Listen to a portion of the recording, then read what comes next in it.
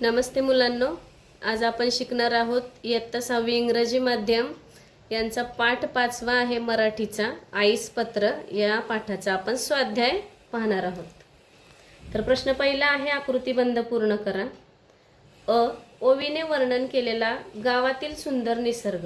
त्यासाठी आपल्याला 4 ऑप्शन म्हणजे दिलेले आहेत। तर आपल्याला पहिल्याला लिहायचं आहे हिरवेगार डोंगर, झुळझुळ वाहणारी नदी, पिकांनी बहरलेलं शेत आणि लास्ट आहे डोलणाऱ्या गवत फुलांचं माळरान। ब, आजीच्या हातचे चविष्ट पदार्थ।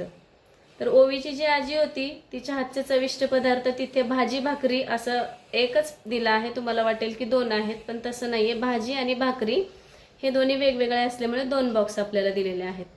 आता प्रश्न दुसरा आहे, पत्र लेखनाच्या नियमानुसार खालील व्यक्तींसाठी योग्य पर्याय निवडा। तर आई बाबा यांच्यासाठी जर आपण पर्याय निवडायचा असेल तर हा निवडूयात। कोणता? तर तीर्थरूप। आई बाबास पत्र लिहिताना आपण तीर्थरूप लिहिणार आणि आजी आजोबा यांच्यासाठी लिहिताना तीर्थस्वरूप लिहिणार आहोत। मित्र मैत्रीण यांना आपण प्रिय हा शब्द वापरणार आहोत।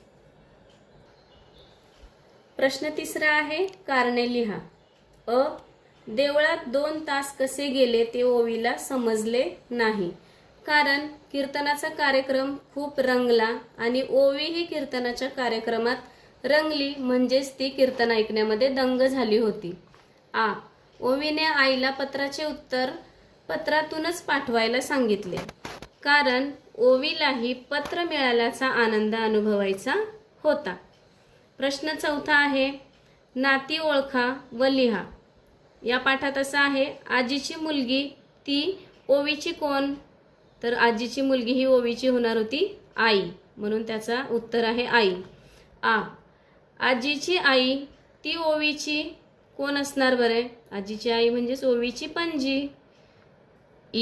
ओवीचे बाबा ते आजीचे कोण लागणार? तर जावई। आणि आईचे बाबा ते ओवीचे कोण? आजोबा। आता विचार करा आणि सांगा। संवादाच्या पारंपरिक साधनांची नावे। संवाद म्हणजे आपण कम्युनिकेशन म्हणतो आता, तर त्याची पारंपरिक साधने म्हणजे पूर्वी काय वापरायचे? तर त्याचं उत्तर असं येईल आपल्याला लिहिता की पत्र, टपाल सेवा। टपाल सेवेमध्येच तार हा पण एक प्रकार असतो, जिथे खूप जास्त प्रमाणात जर अर्जंट काय असेल तर मेसेज पाठवला जायचं, त्याला तार असे म्हणत।